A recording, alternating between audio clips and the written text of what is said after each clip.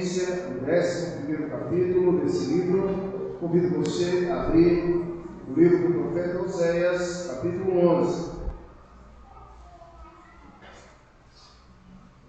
Oséias, capítulo 11, estarei procedendo essa leitura. Quando Israel era menino, eu amei, e do Egito chamei meu filho. Quando mais eu o chamava, tanto mais seguiam da minha presença, sacrificavam balinhas e queimavam incenso às imagens de escultura. Todavia eu ensinei a andar a Efraim. Tomei-os nos meus braços, mas não atinaram que eu os curava. Atraí-os com cordas humanas, com laços de amor. Fui para eles com quem alivia o jugo de sobre as suas queixadas, e me inclinei para dar-lhe de comer. Não voltaram para a terra do Egito, mas o Assírio será o seu rei, porque recusam converter-se. A espada cairá sobre as suas cidades, e consumirá os seus ferrolhos, e os devorará, por causa dos seus caminhos. Porque o meu povo é inclinado a desviar-se de mim. Se é concitado a dirigir-se acima, ninguém o faz. Como te deixará o Efraim? Como te entregaria, ó Israel? Como te faria como água? Como te fazer um segundo? Meu coração está comovido dentro de mim. As minhas compaixões, algumas se acendem. Não executarei o furor da minha ira. Não tornarei para destruir a Efraim. Porque eu sou Deus e não homem, o santo no meio de ti. Não voltarei em ira. Andarão após o Senhor, este bramará como leão, e bramando os filhos, tremendo, virão no ocidente, tremendo, virão como passarinhos, os do Egito, e como pomba, os da terra da Síria, que os fareis habitar em suas próprias casas, diz o Senhor. Efraim me cercou com meio de mentira, e a casa de Israel, com engano, mas Judá ainda domina por Deus e é fiel ao Senhor. Meus irmãos queridos, este é um dos textos mais importantes do profeta Oséias, e eu não tenho em dizer, um dos textos mais emblemáticos da palavra de Deus, porque esse texto ele apresenta, através da boca do profeta, um Deus humano, um Deus que tem um coração, um Deus que tem uma mente, um Deus que tenta, através da boca e da profecia de Oséias, trazer palavras humanas, claras, para que Israel pudesse compreender, para que Judá pudesse compreender, e para que a Igreja Presbiteriana no Brasil, nesse dia 9 de fevereiro de 2025, pudesse você compreender um pouco da humanidade do nosso Deus. O meu objetivo nessa noite é apresentar a mente e o coração de Deus numa cosmovisão humana, em palavras humanas. Mas a pergunta que me vem à mente é porque Deus haveria de se portar tão grande gratidão. Até o capítulo de número 10, Deus vem colocando a ingratidão desse povo. Mas a partir do capítulo 11, 12, 13 e 14, há o bálsamo de reais, a esperança de reais, a esperança para a igreja brasileira, a esperança para você, a esperança para todos nós que procuramos sermos fiéis ao Senhor. Meus amados irmãos, feche os seus olhos agora. procura falar sobre nós, algo interessante, impactante. Fale o meu coração nesse momento. Ó Pai, diante do teu texto estamos, e queremos, ó Deus, pedir a tua iluminação a cada serva do Senhor que se encontra aqui nessa noite.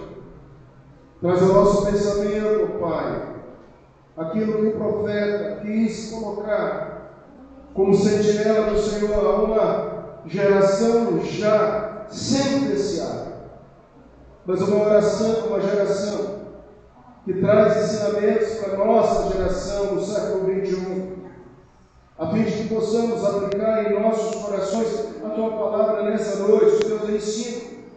Pai Santo, fale conosco, dirija-nos, ó Deus, e principalmente venhamos colocar em prática os ensinamentos que o Senhor vai nos mostrar nessa noite. Em nome de Jesus. Amém. Eu tenho certeza que alguma vez na sua vida você já viu um farol. Eu, quando estive visitando a capital dos baianos, Salvador, eu fui no farol da Barra e pude imaginar a importância do farol. Mas você sabia que o maior farol que existe é o farol de Jeddah? Ele está localizado na entrada do porto de Jeddah, na Arábia Saudita. Esse é o maior farol que existe, é o mais alto do mundo, com uma altura aproximadamente de 133 metros. Quando nós olhamos para o nosso Brasil, que é cercado por uma grande e vasta parte do nosso território, do oceano, de praias, e aí a Marinha do Brasil, ela precisa dos faróis. No Brasil, o farol de Mucuripe, em Fortaleza, inaugurado em 2017 com 72 metros de altura, é o maior farol das Américas e o 6º maior farol do mundo. Outro farol notável é o farol de Santa Marta. Esse Santa Marta fica em Laguna, Santa Catarina. Inaugurado em 1891, um dos mais velhos, embora tenha 29 metros de altura, é reconhecido seu alcance luminoso, sendo visível a 85 quilômetros de distância, o que torna um dos maiores da América em alcance, sim, e foco de luz, porque todo farol tem que ter uma boa iluminação. Para que serve o farol? Para orientar os navios em meio às tempestades, para guiar os marinheiros contra as rochas que podem naufragar o navio. O farol da tempestade, imagina como um farol situado em uma costa rochosa, emitindo um facho de luzes, aquela iluminação que gira e que os navegantes se orientam. Enquanto os marinheiros enfrentam as forças imprevisíveis da natureza, o farol permanece inabalável, fornecendo orientações seguras. Da mesma forma, Deus é esse grande farol da sua vida. Nessa noite eu quero apresentar um Deus imutável, um Deus que é constante, oferecendo direção, esperança, independentemente das circunstâncias humanas. Esse Deus que projeta, esse Deus que orienta, esse Deus que levanta e mostra para o homem, o ser humano, quem ele é. A imutabilidade de Deus, diferentes dos seres humanos que estão sujeitos a mudanças de humor, circunstâncias, decisão. Deixa eu falar algo para você. Deus não muda. Ele é o grande farol da sua vida. É o grande farol da humanidade. Por exemplo, em Números capítulo 23, verso 29, ele afirma que ele não é homem para que minta, nem filho do homem para que se arrependa. Isso enfatiza, meu amado irmão, que ao contrário dos humanos, Deus não mente nem muda a sua ideia, sobrevivendo a sua natureza divina e perfeita. Sua transcendência. Enquanto os homens são limitados pelo tempo, pelo espaço e capacidade física, Deus transcende as gerações, é um Deus transcendente, onde Ele é onipotente, onisciente, onipresente, existindo além das restrições humanas. Essa transcendência destaca que Deus não é um ser humano, mas uma entidade divina com atributos que ultrapassam a sua própria compreensão.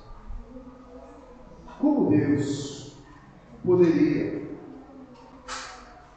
suportar tamanha ingratidão? Nosso tema dessa noite baseia-se no versículo de número 9. Não executarei o furor da minha ira, não tornarei para destruir a Efraim, porque eu sou Deus e não homem. Meus irmãos queridos, vimos no domingo passado. Deixa-me perguntar, se no domingo passado, até esse domingo, você teve alguma experiência de buscar a Deus? Você teve alguma experiência em que Deus ouviu a sua voz?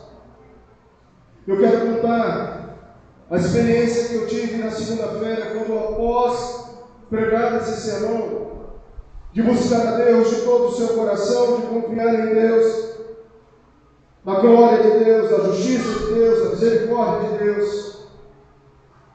O que Deus fez? Irmãos, nós fomos e conseguimos uma transferência para uma irmã que estava precisando estudar próximo da gente.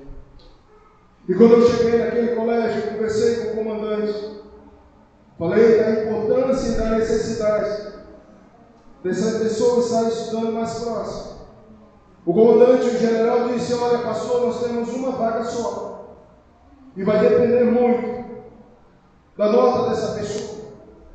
E nós ficamos em oração, os irmãos oraram, e quando aquele comandante, ele olhou aquela nota, ele disse: a vaga dessa pessoa. Mas nesse inteirinho, muitas coisas aconteceram. O contato com a sua mãe, os telefonemas que ele recebeu, pessoas querendo essa vaga. Mas quando ele olhou para os meus olhos, ele disse: traz essa menina para estudar. Meus irmãos queridos, você tem uma experiência que você não passar. Eu quero que você pegue esses temas e viva experiências. Hoje o meu tema é Deus. Deus não é homem. Seu Deus não é homem. Meu Deus não é homem. Talvez você entrou nessa igreja aqui hoje chateado, decepcionado com as pessoas que te machucam, decepcionado com o sistema político, decepcionado com tantas circunstâncias que vêm sobre a sua vida e que te fere e que mostra como o homem é cruel, como o homem é ruim. Mas o Senhor vai dizer para você nessa noite: Deus não é homem.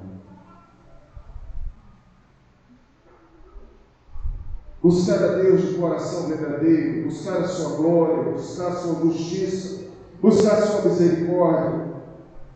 Foi tema do sermão de domingo passado. Hoje, no capítulo dos mais audaciosos do Antigo Testamento, e provavelmente da Bíblia, não há texto como esse. Anote na sua Bíblia, anote nesse boletim, ao apresentar, irmãos, claramente a mente e o coração de Deus. Quem é o teu Deus? O teu Deus não é homem. O teu Deus não é o sistema. O teu Deus não é a filosofia. O teu Deus não é alguém que pode ser questionado.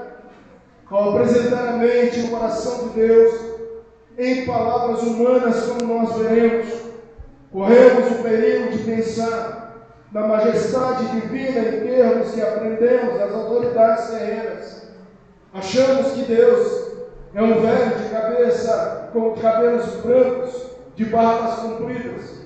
Um Deus que se assenta num trono e que tem um cetro, e que bate o seu cetro, e que condena a humanidade, e que destrói todas as pessoas. Um déspota. Mas o seu Deus não. Eu sou Deus. Eu sou o que sou. Veremos nessa noite um pouquinho sobre isso, amém, do seu coração. Veremos o preço da angústia. Como pai repelido, dividido em alternativas aflitivas. Como um pai apelando através da boca do profeta Oséias: Israel, volte para mim. Israel, não adore ídolos. Israel, se humilhe diante de mim. Ainda há esperança. Ainda há um bálsamo em Gileade. Ainda há cura. Sou eu que curo. Mas onde está Israel? Onde está Israel? Preço pago por nós, como servos e como os pertencentes à família de Deus, o fato de que o amor divino é mais e não menos ardente, vulnerável do que o nosso, porque o verso 9 nos enfatiza com o tema nessa noite. Mais uma vez, como o capítulo 3 já nos abordou, ele e não Israel, que dá o vencimento. Nessa noite, meu irmão, Deus está dando exemplo para todos nós. Nós podemos verificar claramente aqui que mesmo em desânimo, mesmo em provocação, mesmo em ingratidão, eu sou Deus. Eu não sou você. Eu sou Deus. Eu não sou somente dos crentes da igreja presbiteriana. Eu sou Deus. Bom, no final a gente vai ver uma coisa de doutrina, e a profecia, ela é operada pelo Espírito Santo, ela é suficiente e eficaz para instruir e edificar os eleitos. Isso significa que naquele tempo, toda a palavra que Oséias colocava através do Espírito Santo era suficiente para mudar alguns pensamentos. Era suficiente para alguns remanescentes voltarem para o Senhor. Como é suficiente para você hoje, o Espírito Santo vai falar ao seu coração: eu sou Deus. Eu não sou o mundo. Eu não sou como seres humanos. Eu sou Deus. Irmãos queridos, o primeiro ponto da nossa análise está no versículo 1 ao versículo 4. Dê uma olhadinha no seu texto. Quando a gente trabalha com essa afirmação, eu sou Deus e não sou homem, nós podemos e devemos ver dentro desse bloco que, embora Deus ele começa a trazer a memória e começa a voltar a colocar para que nós venhamos compreender o seu amor, ele volta do passado. Ele diz assim: você lembra quando você era menino? Você lembra do seu primeiro tombo de bicicleta? Você lembra de como a sua mãe curou o seu machucado? Volte à sua infância.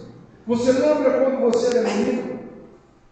Eu o amei. Irmãos, hoje é dia de celebração nessa igreja. A igreja está muito feliz. Vamos ter um menino, com a graça de Deus, revelou hoje o filho do Romário. Estávamos lá há poucos minutos e foi aquela festa, aquela alegria. Israel chegará no nosso meio, se assim o Senhor permitir. E Deus está falando assim: eu já amo esse menino. Deus já te amava desde que você era pequeno. Deus te amava, irmãos, ainda o Senhor me viu em substância fetal, no projeto gestacional da sua mãe. E por que você cresceu hoje? E você esqueceu do amor de Deus? E você congelou-se, achando que Deus está distante de você? Numa analogia humana, Deus fala para Israel: eu sempre amei Israel, desde menino. Mas o versículo de número 2 diz: Quanto mais eu chamava, tanto mais se iam da minha presença. Sacrificavam-se balins e queimavam incenso as imagens de escultura. Eu amei, eu tirei do Egito, eu chamei no deserto, mas foi um povo que não soube me amar, corresponder, relacionar-se comigo. Quanto mais eu demonstrava amor, mais sacrificavam ídolos, mais se dissociavam de mim, mais incenso levantavam em adoração a outros deuses. Porque será, irmãos, que muitas vezes nós nos afastamos da presença do Senhor, nós esquecemos do amor do Senhor, nós nos colocamos distantes do Senhor. Ele nos ama, Ele nos chama, Ele cuida da gente desde o processo gestacional, com esse menino pequenininho no colo da mãe. O Senhor cuida da gente. Mas quanto mais o Senhor cuida da gente, mais distante nós vamos caminhando do nosso Senhor. Verso de número 3. Eu chamei, eu cuidei, eu ensinei a andar Efraim, e tomei os meus braços, mas não atiraram que eu os curava. O Senhor nos ensina, o Senhor nos faz andar alternadamente, o Senhor cuida da nossa vida e Ele nos cura. Parece que agora o texto diz que havia enfermidades e Ele curava. O Senhor é que te dá saúde, o Senhor é que te dá longevidade. O Senhor cura das suas deficiências físicas, das suas necessidades físicas, mas o Senhor cuida das suas necessidades mentais, sentimentais, traições, feridas abertas, homens ruins, pessoas ruins, que vão tomando conta do nosso coração. E o Senhor diz: Tu és meu filho amado, hoje eu te amo, hoje eu te amo, eu te tomo pela mão. Sabe, meus amados irmãos, quando olhamos e avaliamos o Salmo de número 20, expressamente pregado nessa manhã, compreendemos o senhorio do Senhor, a posição do Senhor, o Rei com R maiúsculo, Rei dos Reis, Senhores dos Senhores, digno de toda adoração, digno do Rei Davi dobrar e orar e clamar: Senhor, seja comigo. Sabe de uma coisa, irmãos? Do bloco do verso 1 ao bloco do verso 4, nós podemos imaginar e ver aqui que Deus, do desprezo humano, Ele gera gratidão. Do desprezo humano, Ele gera gratidão do coração. O seu coração, porque não deu certo com Israel. Por que não dá certo? Quando foi a última vez que você fez essa pergunta? Onde errei? Talvez essa semana você olhou para todas as circunstâncias e você disse: onde errei? Sei que pode vir à sua mente vários fatores que te levou a fazer essa pergunta. Volte e meia, um pai, uma mãe, uma avó, uma pessoa diz: onde errei? E a gente olha para a culpa do deserto, para Israel, e a gente pergunta: onde eles eram errados? Tinha tudo para dar certo. Eles eram uma potência devido à graça de Deus e não mérito deles. Por que não deram certo? Por que não está dando certo na sua vida? Ó filha, ó filho. Porque Deus não é homem. Deus nunca vai abaixar aquilo que você acha que é certo. Aquilo que você vai ordenar a Deus. Os princípios e os valores de Deus são imutáveis.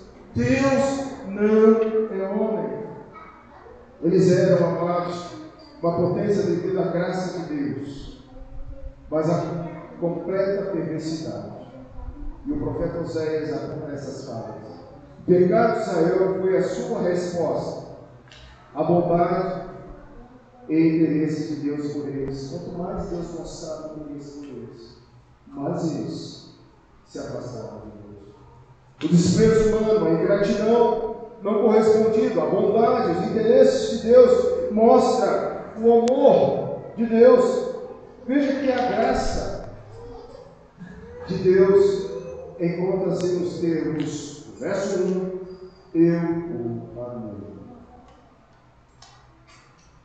Eu quero que você pense nessa noite. Ninguém te ama mais do que Deus. O que está faltando? Aonde você está levando? Deus, então, pega a ingratidão e torna essa ingratidão em gratidão. Seu coração precisa voltar ao Senhor. Mateus 2,15, e lá ficou até a morte de Herodes, para que se cumprisse o que fora dito pelo Senhor por intermédio do profeta, do Egito chamei o fim. Há vários textos. Mostra então esse primeiro bloco, a ternura dos quadros de que Deus empregou textos recentes, o amor paterno, simplesmente declarado no verso 1. Agora é atraentemente descrito como uma cena de qualquer família que reconhece o Pai e incentiva e apoia os seus filhos. Uma criança que aprende a andar, uma criança que tem o colo. É quando você é adulto, mais tarde, você disse assim: eu preciso de uma casa para voltar.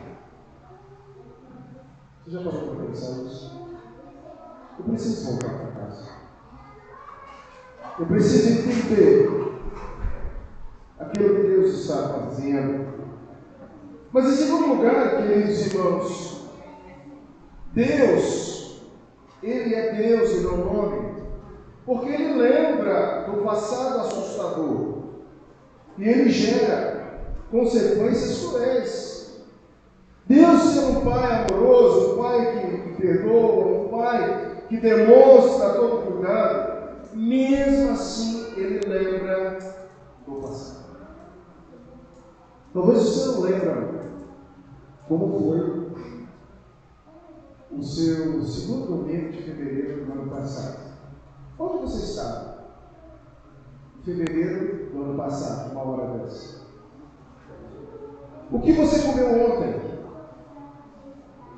O que você fez há 10 anos atrás? Eu quero te dizer, meu querido, que Deus, Ele lembra, Ele sabe. Eu sou Deus e não homem, porque Ele lembra do passado. E seu passado é assustador. Esse passado vai apresentar consequências.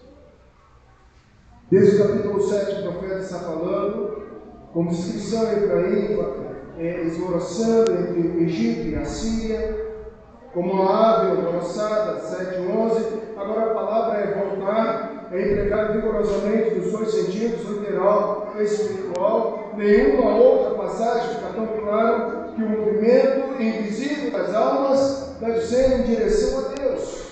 Se o afastando dele, 7a, decisivo, seguido de consequências inevitáveis da esfera de que nos chamamos à prática. A volta física do Egito, como refugiados, era séria.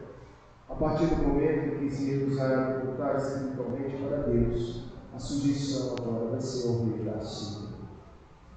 Da mesma maneira, irmãos, a rejeição de Deus como rei terminaria não apenas com o desaparecimento dos reis que ele havia escolhido em lugar dele, verso 10, mas também o governo de ferro de uma superpotência estrangeira estaria aprisionando, destroçando, julgando aquelas pessoas.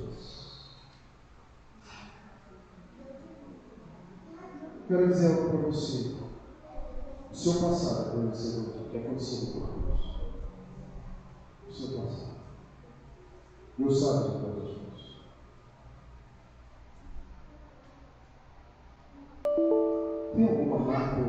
no seu passado. As consequências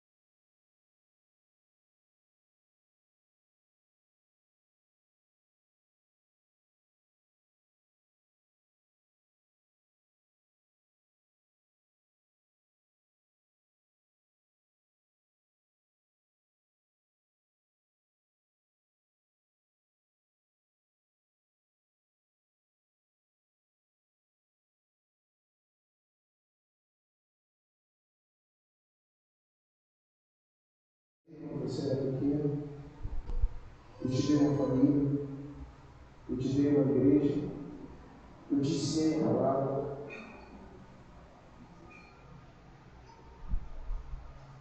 Deus é soberano em amor, em ira, em graça, com determinação do Senhor. Desde que subitamente os temíveis mecanismos, causa moral e efeito para Israel era política, de culpa nacional. O seu julgamento de traição, de separação, são interrompidos por essa apaixonada intervenção, onde Deus diz assim: eu os amo ainda. Simplesmente por causa de um amor sem interesse. Não importa agora, o Senhor parece totalmente levado pelo impulso da emoção, uma emoção que veio lá quando ele conversa com Abraão: Abraão, eu separei este povo. Das palavras e expressões mais próximas do verdadeiro conhecimento de Deus, que as define como a teologia, uma teologia de graça, e que a graça nos leva a estar em contato com esse Deus Todo-Poderoso.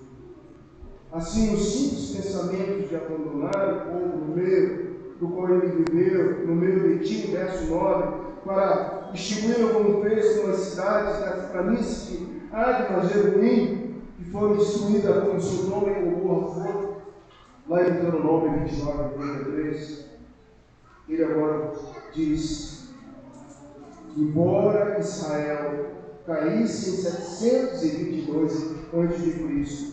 e fosse deportado para a Síria, um dia eles voltaram. Um dia Israel seria reunido de novo. Amados, a misericórdia de Deus revelada nos versos 8 e 9 decreta a sobrevivência de um futuro para um povo que nada merecia. Portanto, o soberano Deus, ele gera amor, ele gera ira, ele gera graça e ele chama o povo. O que nós podemos ver no final desse capítulo é que esse Israel também se chama povo brasileiro. se chama Igreja do Deus Vivo, na cidade de Santa Maria. Se chama, eu sei que é uma cidade, veja, Efraim cercou por meio, último versículo, Efraim cercou por meio de mentiras, e a casa de Israel como engano, mas Judá ainda domina com Deus e é fiel. Vamos. Quem são esses? Os remanescentes. Aqueles que hoje estão ouvindo esse texto como uma única tese, um único tema. Eu sou Deus e não homem. Você já tem isso no coração? Em seu coração. Por aquele tempo, diz o pacto de Deus com o homem, capítulo 5, por aquele tempo, essas coisas, pela operação do Espírito Santo, foram suficientes e eficazes para instruir, edificar os eleitos do Velho Testamento, os eleitos do Novo Testamento, os eleitos da graça, a igreja que está aqui, na fé do Messias, prometido, na fé em que Cristo trouxe para todos nós. Por quê? Porque somente Ele tinha a remissão dos pecados, a salvação eterna. E este chama de Velho Testamento, Novo Testamento e de povo da aliança. Hebreus 11, 13 diz: todos esses morreram na fé, sem ter obtido a promessa, vendo-as, porém, de longe. Esse povo viu Jesus de longe. Você pode ver nesse contexto a presença de Jesus, irmãos, em todos os textos do Velho Testamento há a presença de Cristo. Alguns de Judá, como disse o verso 12, ainda não viram com Deus. Circule essa palavra. E é fiel com o santo. Quem é o santo? Quem é o santo da casa de Israel? Quem é o santo? Digno de ser adorado, digno de ser cultuado. Ai, irmãos, você vê hoje a presença desse santo por justiça. Ele não é homem, ele é Deus. Agora eu quero voltar para a primeira pergunta. Por que Deus suportou tão grande gratidão dentro desse contexto? Algumas palavras precisam ser lembradas dentro do próprio contexto. Como te deixaria? Você pensa que significa tão pouco para mim? Quanto eu significo para você? Eu fui um pai para vocês.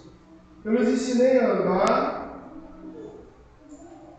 mas vocês voltaram contra mim e tomaram outros caminhos. Agora têm de enfrentar tudo aquilo que foram divertidos. Mas como poderia destruí-los?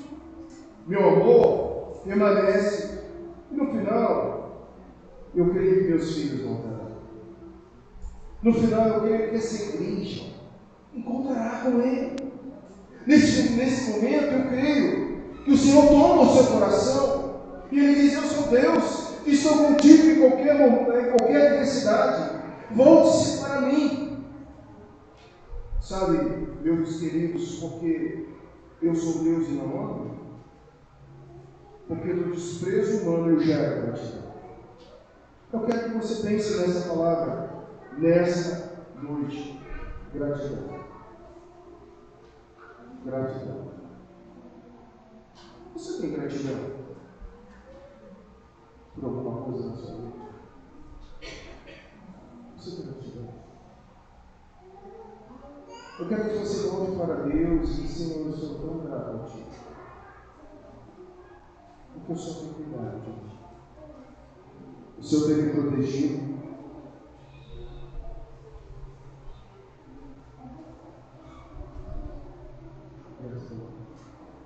Agradeça a Deus.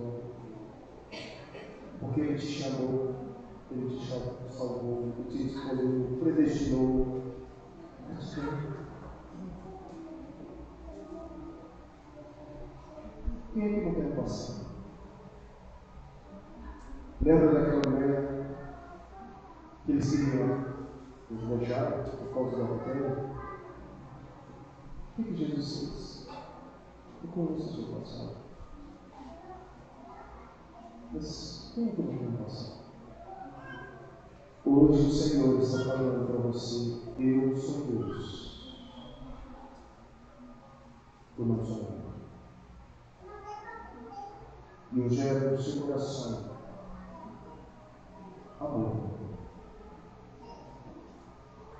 Irmãos, daqui a pouco a gente vai estar terminando esse texto. Em outubro, mais precisamente 13 de outubro, dia depois do aniversário do presbítero Paulo, nós iniciávamos a exposição de Oséias.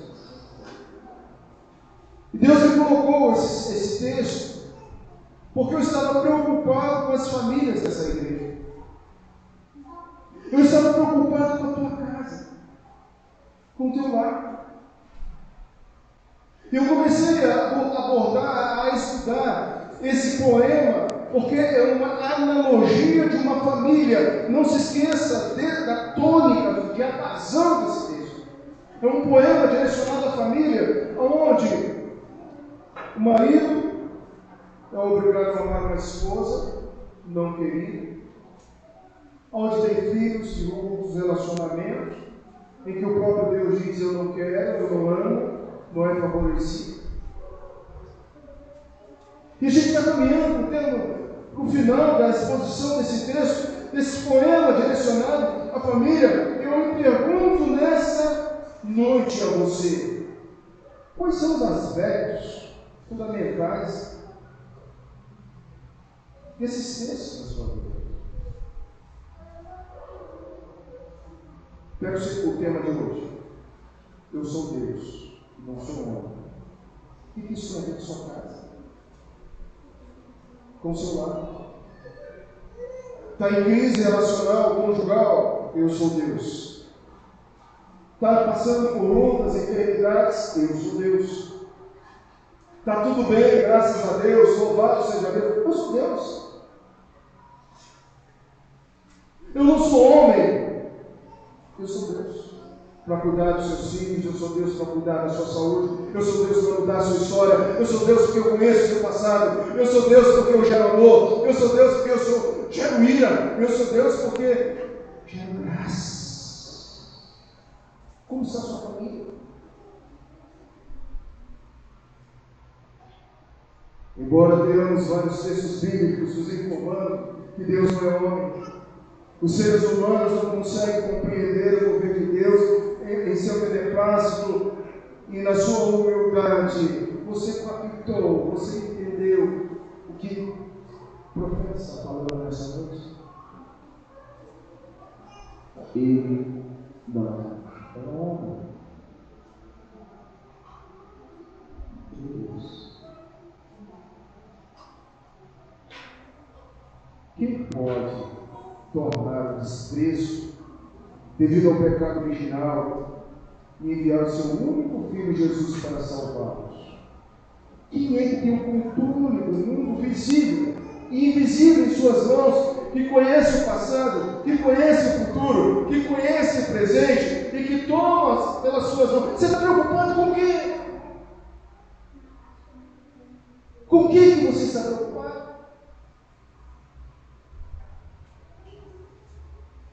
Deus.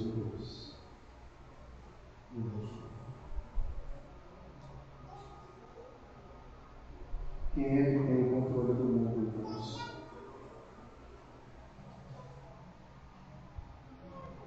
E mesmo assim, Ele te ama incondicionalmente, gerando graça. Eu não quero saber o que você está fazendo, o que você fez. Eu quero dizer que Ele conhece todas você. E essa semana que nós podemos levar para a nossa casa? Eu só quero uma coisa que você entenda desse texto todo. Reconheça que Ele é soberano. Deus é soberano. Podem falar, pode não dar certo remédio. Pode o juiz não julgar sua causa. Pode seu filho te abandonar. Pode sua mãe te abandonar. Pode teu pai não gostar de você. Mas Deus te ama. Ele é soberano. Ele te conhece. Soberania de Deus se refere ao ser supremo em poder e autoridade, incluindo toda a criação, incluindo todos os seres humanos. E eu trago 3 exemplos para terminar nossa reflexão nessa noite de soberania. A eleição de Deus está na escolha dos líderes. Deus escolhe livremente os indivíduos para liderar o seu povo. Ele selecionou Moisés, ele selecionou Arão, ele conduziu os israelitas, ele selecionou Davi, rei, ele seleciona os profetas como Oséias, e as suas mensagens, as suas escolhas, as soberanas vontades demonstram que Deus dirige a história humana conforme Ele quer. Ele é um Deus que intervém na história. Segundo aspecto, Ele também faz o endurecimento do coração de Faraó. Alguns vasos serão endurecidos.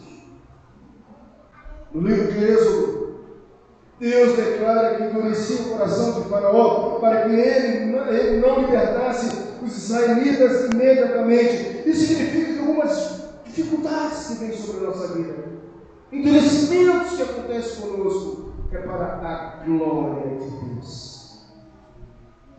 O que está difícil na sua vida? Adora o Senhor. Em qualquer circunstância, adora o Senhor. Até a dificuldade. E em terceiro lugar, a história de José. Os irmãos de José o venderam como escravo, cometendo um ato maligno. No entanto, Deus usou essas circunstâncias para elevar José ao posto governador do Egito, onde ele pôde salvar muitas vidas durante o período de fome severa. José reconheceu a soberania de Deus ao dizer: vocês planejaram mal contra mim, mas Deus o tornou bem, para que hoje fosse preservada a vida de muitos. Gênesis 50 e as outras. Minhas últimas palavras essa noite. Eu sou Deus, não homem, porque eu sou soberano sobre tudo. Soberano sobre a sua história. Soberano sobre os fatos. Deus dirige eventos, decisões humanas para realizar o seu propósito. Sabe por que esse povo, vou repetir de novo, esse povo foi escravizado pelo Assírio? Para que os remanescentes pudessem voltar com Elias, para que os remanescentes pudessem estar no tempo de Jesus, para que a descendência desses homens pudesse recepcionar o Senhor e o Salvador de todos. Sabe por que você está aqui nessa noite? Porque você entende que Deus é diferente dos outros.